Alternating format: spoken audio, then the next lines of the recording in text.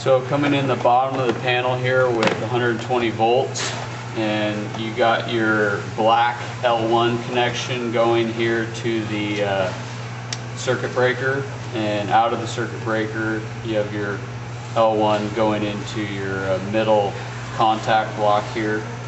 Out of the bottom you also have your white neutral line going to the left contact block, and these are points where you can actually check electricity at your neutral white line and your L1 black line. Alright, this is your electrical timer. You have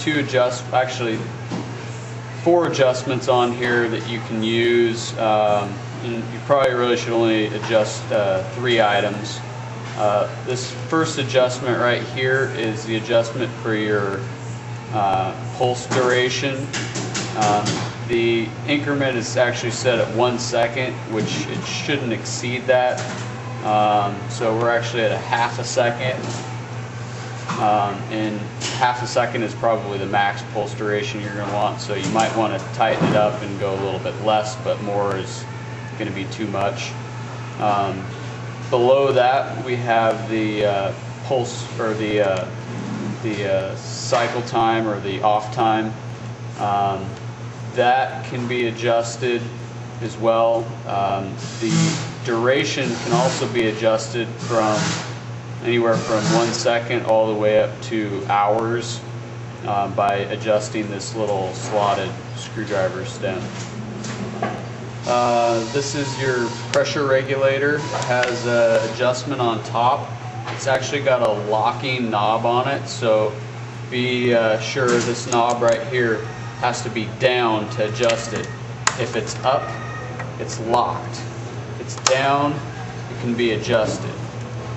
So that's that, and your pressure gauge to see where you're adjusted at. You're going to need a minimum of 25 PSI operating pressure to shift the valve, so anything below that you may have problems with the valve shifting.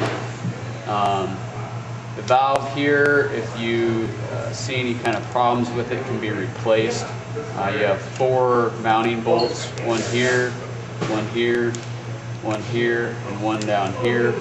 Those can be removed, the valve is pulled off, and it can be replaced with a new valve quite easily.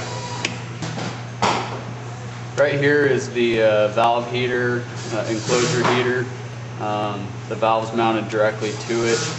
This keeps the panel at a good operating temperature, so you don't see any freezing inside the panel, inside the valve, or the filter regulator.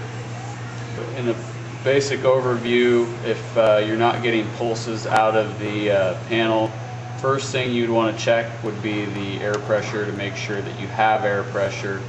If you don't, try adjusting the regulator. If that doesn't work, then you're going to want to check your output out of your compressor.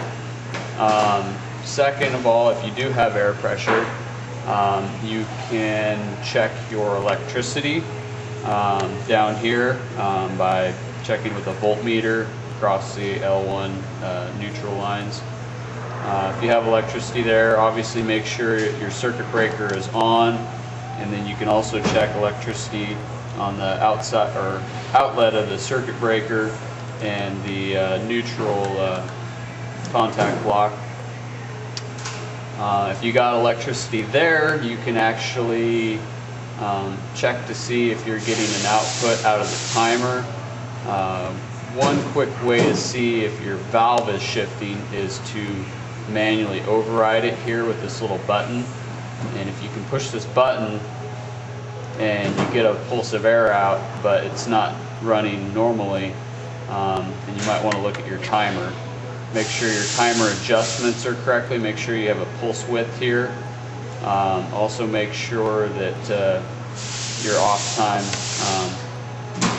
is turned on, and that's about it.